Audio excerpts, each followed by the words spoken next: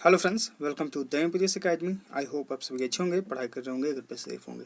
यह है हमारा रिवीजन क्लास 7।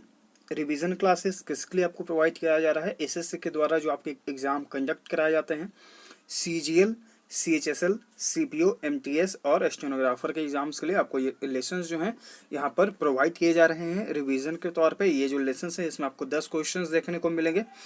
ये जो है आपको जब आपका एग्जाम कंडक्ट होगा, ठीक है, कोविड के बाद जो है सारे एग्जाम्स आपके कंडक्ट किए जाएंगे, तो उस समय जो है आपको ये लेसन्स बहुत ही बेनिफिशियल होंगे। कम समय में आप ज़्यादा से ज़्यादा चीज़ों को रिवाइज जो है कर पाइएगा। ठीक, तो यहाँ पर जो है अभी हम लोग कर रहे हैं ये क्लासेस ताकि आप जो अभी पढ़ रहे हैं, जैसे कि हम लोग एमबी पब्लिकेशन बुक से सॉल्यूशन कर रहे हैं, तो आप इसका जो है एक प्रकार से रिविजन कर लें अभी, और एग्जाम के समय आप अगर इन लेसन्स को फिर से एक बार देख लीजिएगा तो आपके लिए बहुत ही बेनिफिशियल साबित होगा। ठीक, तो प्रीवियस लेसन्स को अगर आप देखना चाहते हैं तो प्लेलिस्ट में जो है इसका प्लेलिस्ट बना हुआ है, आप जाकर प्रीवियस लेसन्स को देख सकते हैं। इसके अलावा आपको एमबी पब्लिकेशन बुक का भी सॉल्यूशन आपको मिल रहा है।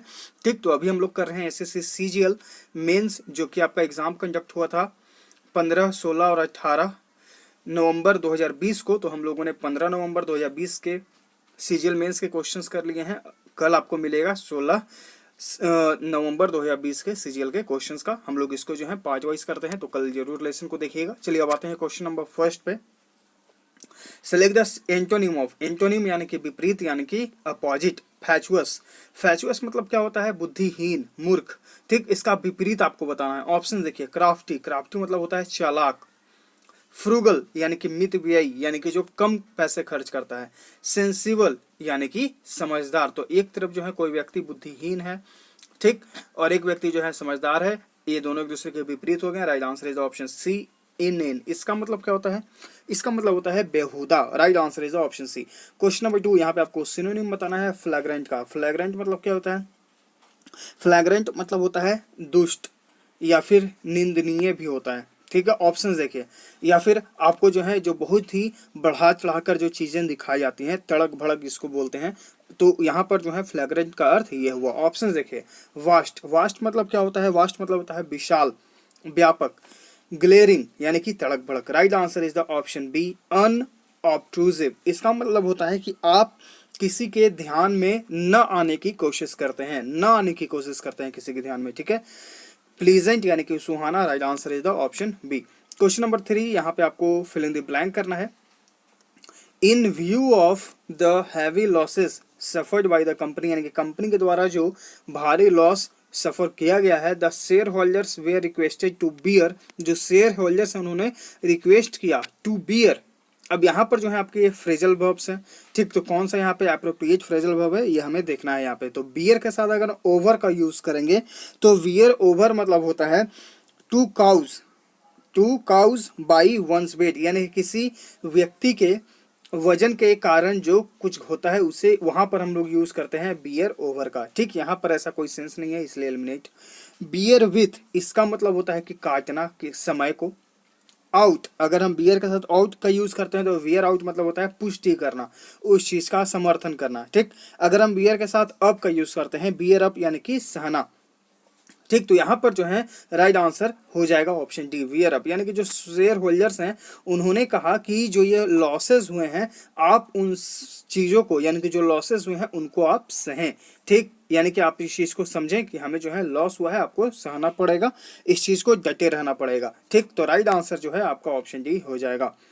क्वेश्चन नंबर 4, यहाँ पे आपको ब्रैकेट वाले पार्ट में अगर लगता है कि इंप्रूवमेंट की जरूरत है तो गिवन ऑप्शंस जो है यहाँ पे आप उनसे करें, नहीं तो फिर नो इंप्रूवमेंट ऑप्शन के साथ जाएं। Today this is a totally different world than we have seen in the last decade. ठीक, यहाँ पर देखिए दो चीजों के कंपैरिजन जहां पर हो तो हम लोग जनरली देन का यूज करेंगे। ठीक, लेकिन यहाँ पर एक वर्ड यूज हुआ है डिफरेंट का। ठीक, तो डिफरेंट को, डिफरेंट के साथ हम लोग प्रीपोजिशन जो है यूज करते हैं फ्रॉम का। डिफरेंट के साथ अगर दो चीजों में जो है विभिन्नता दर्शाने की बात हो, डिफरेंट का यूज हुआ हो, तो हम लोग प्रीपोजिशन फ्रॉम का यूज करते हैं डिफरेंट के साथ। ये हम लोग फिक्स्ड प्रीपोजिशन में पढ़ चुके हैं, तो फिक्स्ड प्रीपोजिशन का लेसन अगर आपको देखना है तो डिस्क्रिप्शन में उसका लिंक मिल जाएगा, आप देख लीजिएगा। ठीक, तो यहाँ पर जो है डिफरेंट के साथ हम लोगों ने सीखा कि फ्रॉम का यूज करेंगे, तो ऑप्शन देखिए, देन का आप एलिमिनेट कर सकते हैं, नो इंप्रूवमेंट आप एलिमिनेट कर सकते हैं क्योंकि यहाँ पर देन का यूज हुआ है। तो यहाँ पर दो ऑप्शंस आपके एलिमिनेट हो गए। अब दो हैं options, from, from what we seen और what we have seen। अगर आप ऑप्शन बी में देखेंगे तो यहाँ पर जो है वी के बाद आपका सीन का यूज हुआ है, या तो यहाँ पर वी हैड सीन होता, ठीक, या तो फिर वी हैव सीन होता, या तो फिर वी शा होता, ठीक। आपको वी के बाद जो है कोई हेल्पिंग वर्ब, या तो अगर यहाँ पर कोई और वर्ब अगर डायरेक्ट फॉर्म में आएगा तो वो अपने वर्ब के सेकंड फॉर्म में आएगा, ठीक। तो यहाँ पर जो ये ग्रामेटिकल स्ट्रक्चर ही गलत है, तो राइट आंसर ऑटोमेटिकली आपका ऑप्शन सी हो जाएगा। तो अपने रूल्स को ध्यान में रखकर जो है आप अपने ऑप्शंस को एलिमिनेट करना भी सीखिए। क्वेश्चन नंबर 5, यहाँ पे आपको ग्रामेटिकल एरर को फाइंड आउट करना है। If you had seen yesterday's basketball match, I am sure you will have enjoyed watching your point guide. यहाँ पर अगर आपको जो है ध्यान होगा, अगर आप लेसन्स को, प्रीवियस लेसन्स को फॉलो कर रहे हैं, तो हम लोग ग्रामेटिकल रूल्स में ही सीखे हैं कि अगर स्ट्रक्चर हो कि if plus subject plus had plus verb का थर्ड फॉर्म, तो उसके बाद जो आपका दूसरा सेंटेंस आएगा वो होगा आपका subject plus would plus have plus verb का third form.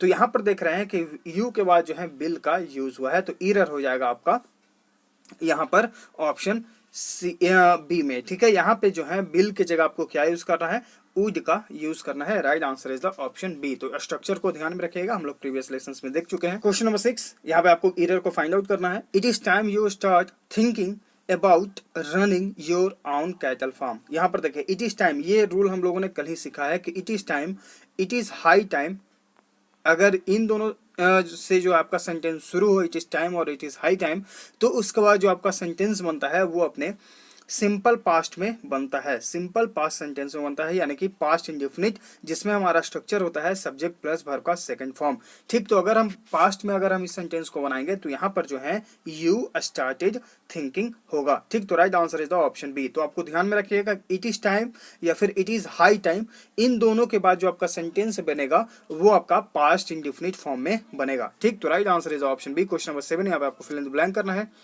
Sources indicated that a preliminary dialogue to resolve the issue fill in the blank held and more talks were not ruled out, ठीक। यहाँ पर देखिए sources indicated subject plus verb का second form यानी कि past में बन रहा है, ठीक। यहाँ पर देखिए वेयर का यूज यानी कि पूरा सेंटेंस आपका पास्ट में है।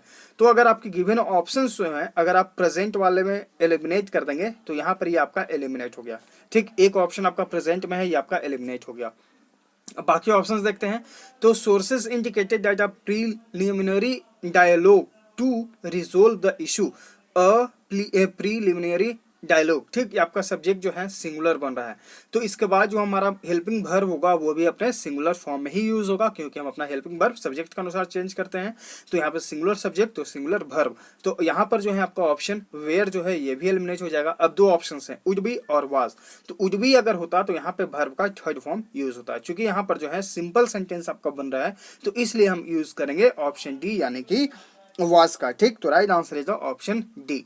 आते हैं क्वेश्चन नंबर 8 to 10 पे। यहाँ पे आपको OWS कर बताना है। Person famous and respected with in a particular sphere, यानी कि कोई ऐसा व्यक्ति जो किसी विशेष चीज में जो है रिस्पेक्टेड हो, प्रसिद्ध हो, उसको क्या कहते हैं। इमिनेंट यानी कि प्रख्यात, प्रसिद्ध। Right answer is option A. Obscure यानी कि अस्पष्ट, जो महत्वपूर्ण ना हो। डिस्पोटिक यानी कि तानाशाही। इम्परेटिव यानी कि अति आवश्यक। Right answer is option A. Question number 9 यहाँ पे आपको बोला गया है that which can't be corrected, इसका आपको जो है OWS बताना, यानी कोई ऐसा चीज जिसे सही न किया जा सके। इम्प्रेग्नेबल यानी कि जो भेद देना किया जा सके, जिसको भेद नहीं सकते हैं, ठीक। इमोलेशन, इमोलेशन मतलब क्या होता है, इमोनेशन मतलब होता है बलिदान करना, ठीक। इनकरेजिबल यानी कि जो सही नहीं किया जा सके। Right answer is option C. Ineligible यानी कि अयोग्य। क्वेश्चन नंबर 10 यहाँ पे बोला गया है कि a person who is blamed for the wrong doings of others, यानी कोई ऐसा व्यक्ति जो दूसरों के गलतियों का जो है ब्लेम सहता है, यानी कि उस पर जो है दूसरों की गलतियों का ब्लेम कर दिया जाता है उसको। ऑप्शन देखिए, बर्सर यानी कि कोषाध्यक्ष। कैप्टर यानी कि जो कैद करने वाला व्यक्ति होता है। फ्लेगमेटिक सुस्त, आवेगहीन। स्केपगोट यानी कि बलि का बकरा बन जाना है, किसी और ने गलती की और फंस गए आप, यानी कि बलि का बकरा। Right answer is the option D, ठीक है। तो ये है इंपॉर्टेंट 10 क्वेश्चन जो हम लोग रिवीजन के क्लासेस में करते हैं, और यहाँ पे आपको टेलीग्राम चैनल पे इस तरह के पीडीएफ्स आपको डेली देखने को मिलेंगे। तो अभी जो है ये लेसन आपको प्रोवाइड नहीं किए जा रहा है, लेकिन 20 से 25 दिन पहले अगर आप हमारे चैनल में ज्वाइन करके स्क्रॉल करके ऊपर जाएंगे तो आपको ये जो पीडीएफ्स हैं सारे के सारे मिलना शुरू हो जाएंगे। तो जैसे जैसे आप ऊपर जाएंगे आपको मिलना जो है शुरू हो जाएगा। ठीक, तो लेसन्स को जाकर पीडीएफ को डाउनलोड करके जो है इन लेसन्स को याद करिए। सारे आपके एमपी पब्लिकेशन बुक से दिए गए हैं, सारे इंपॉर्टेंट है। ठीक, तो लाइक करिए, शेयर करिए। अगर आप चैनल पर पहली बार विजिट कर रहे हैं तो चैनल को सब्सक्राइब भी कर लीजिएगा, ताकि आपके पास नोटिफिकेशन जाता रहे, आप अपडेट होते रहे। हम लोग मिलते हैं आगे के लेसन्स में। Thank you.